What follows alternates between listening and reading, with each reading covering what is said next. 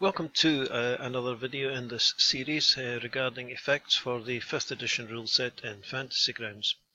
And this video is going to be concerned with a couple of things. The first is chaining effects together and naming them, and also we'll have a look at an effect with a concentration check on it. So we've already got Vary here, and we've got a combat tracker up.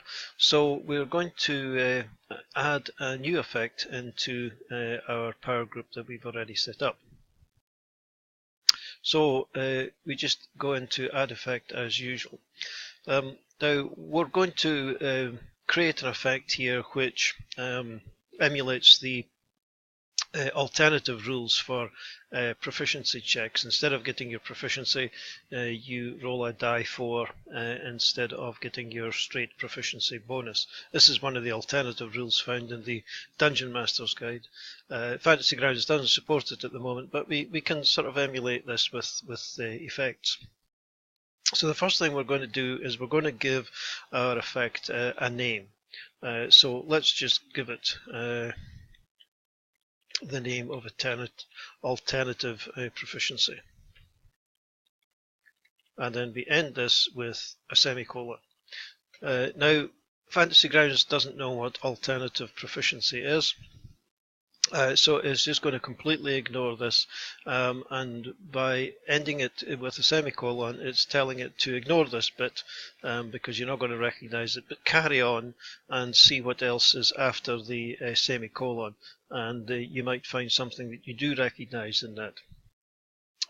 Naming effects is quite useful, because if a character has a lot of effects on them, then if they just simply are lots of attack 3s and damage 2d6s, it's not necessarily going to be very clear as to where they're getting these effects from, or why the effects are there. So if you put a name in, then the combat tracker is going to look a bit neater, and the players and the Dungeon Master is going to be more aware of why that effect is on a character.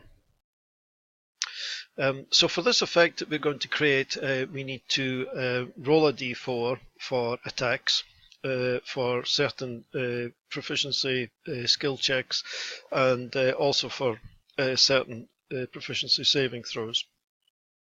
So let's deal with the attacks first. So our normal keyword, of course, is attack, so we just put in ATK, and obviously we need our colon.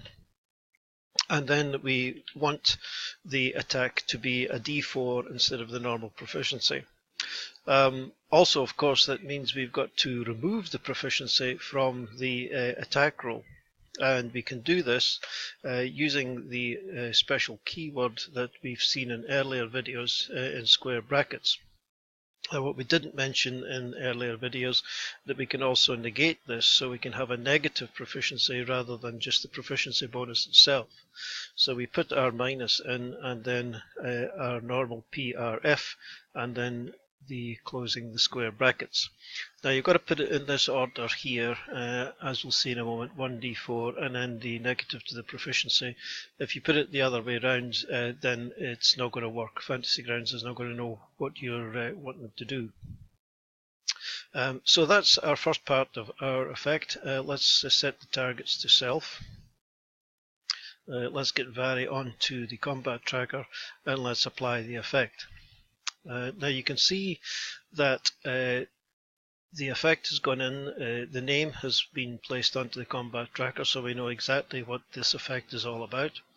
And we can also see that Fantasy Grounds has done its sums and has worked out that the bonus here should be 1d4 minus 2, because the minus proficiency, our proficiency is 2. So Fantasy Grounds has worked out the minus PRF to minus 2, so it's done its sums. So if Vary was now to make a longbow attack against the wizard here, we can see that the d4 has been rolled, and instead of getting a normal +5 proficiency, she's only getting a +3. The effect has calculated all of that, so the d4 has been added in, and the +5 proficiency has been reduced to, or the +5 bonus has been reduced to +3. So the arithmetic has all worked out in that case. So that's fine. That covers attacks. We now want to look at the proficiency bonus that she would get on saving throws. So if I have a look at our main sheet here, we can see that the 2 saving throws that she gets as a ranger are strength and dexterity. These are the ones that have got the gold star. So we want to do exactly the same thing as we did for attacks, only for the strength and dexterity saving throws. So back to our Actions tab, and let's edit this. The first thing we need is a semicolon.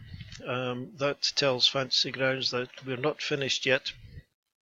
If this isn't an attack, if this roll that we're going to be making whilst Fantasy Grounds is checking this, it checks, as we said in the first video, every time an attack roll is made, or a saving throw is made, or various other rolls are made.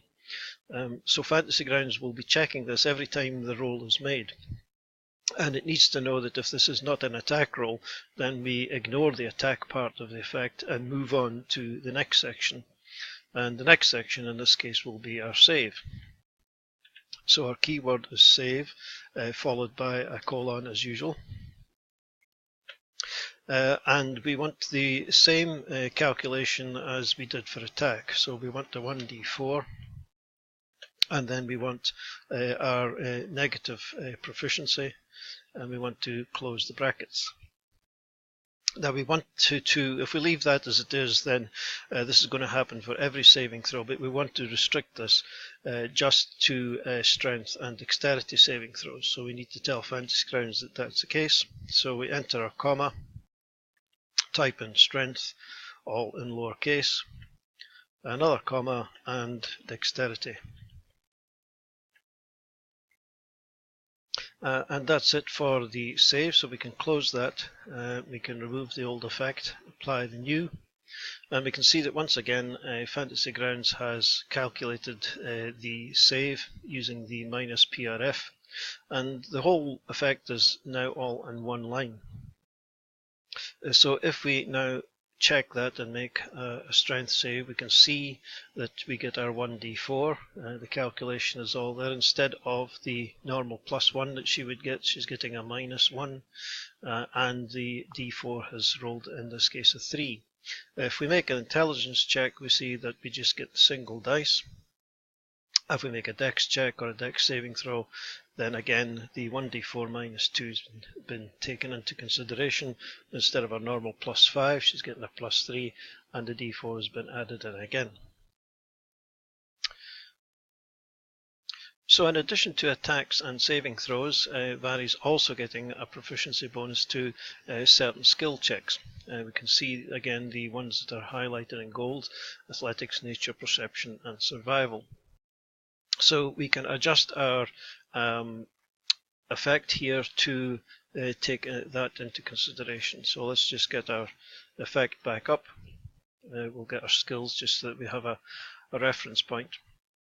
And we can now add in the skill checks. So again, we need a semicolon to tell Fantasy Grounds this is another part. And then our keyword is skill. And again, we want the 1d4. Again, we want the -PRF. And then we need to list the skills that we are going to give this bonus to. So athletics, nature, perception, and survival. Okay, so that's that. Let's get rid of the old and in with the new. And we can see that the effect has once again calculated everything, so it's all there, it's all in one line. Fantasy Grounds has done its work, and if we now make some skill checks, we can see we're getting our d4. The -2 is taking reducing the normal bonus. perception as well, survival. But if we make a persuasion check, the D4 doesn't come into it, and any other check, the D4 is not taken account of. So this is how you would chain effects together and give the effect a name in order that it's clearer on the combat tracker what the effect is all about. So let's look at an effect where the person who has the effect or who has created the effect needs to concentrate to have that effect continue. So let's just delete this and we'll remove this from here, and we're going to create a new effect. So this time we're going to emulate the bless spell. We could of course just simply drag the bless spell in here, but let's just create it so that we can see the steps that we need to go through. So let's name the spell. So we're going to call it bless, and then we're going to have our semicolon in here. Now a bless spell is going to give whoever this effect is sitting on a bonus to their attack of 1d4, and it's also going to give them a bonus to their saving throw. So we need to put in our semicolon again, and then add in the save and the 1d4. Now, as I say, this is a concentration spell, so we need to indicate to Fantasy Grounds that this is indeed a concentration spell, so that it can make the automatic concentration saving throws. So we need a semicolon here again, and then we need to open up some brackets. We need to type in a C, and we need to close the brackets. We're going to have this spell last for a minute, and we're going to leave it at targets because this spell would be cast on allies of Vari. It's not necessarily going to be cast on ourselves or just ourselves. So that's the effect. We need to get some allies of Vari onto the combat tracker so that we can see how this is going to work. So let's make it Vari's turn, and she's going to select Bob and Balasar, and she's going to apply the effect to them. So you can see now that both Bob and Balasar have got these effects on them. We've given it a name, so we know exactly why they're getting a bonus to their attacks and saving throws. And if we open up Bob, we can see that he's getting his bonus to the saving throw correctly, and he is also getting a bonus to his attack rolls. So that's fine. Now the concentration rules come into play if Vari takes some damage. And if she does take some damage, then this forces her to make a saving throw, a constitution saving throw, against a difficulty class of 10, or half the damage if that is greater. So Fantasy Grounds does this for us. So let's suppose that Orc 1 was mad enough to attack Vari and do some damage. And we can see here that the Orc did damage to Vari, and that she's automatically made a concentration check against difficulty class 10, and she succeeded. So therefore nothing has happened to these effects. The effects on Bob and on Balasar remain where they are. So let's see what happens if she takes some more damage. And once again her concentration check has been a success, so nothing has happened. And once again, and again, she succeeded.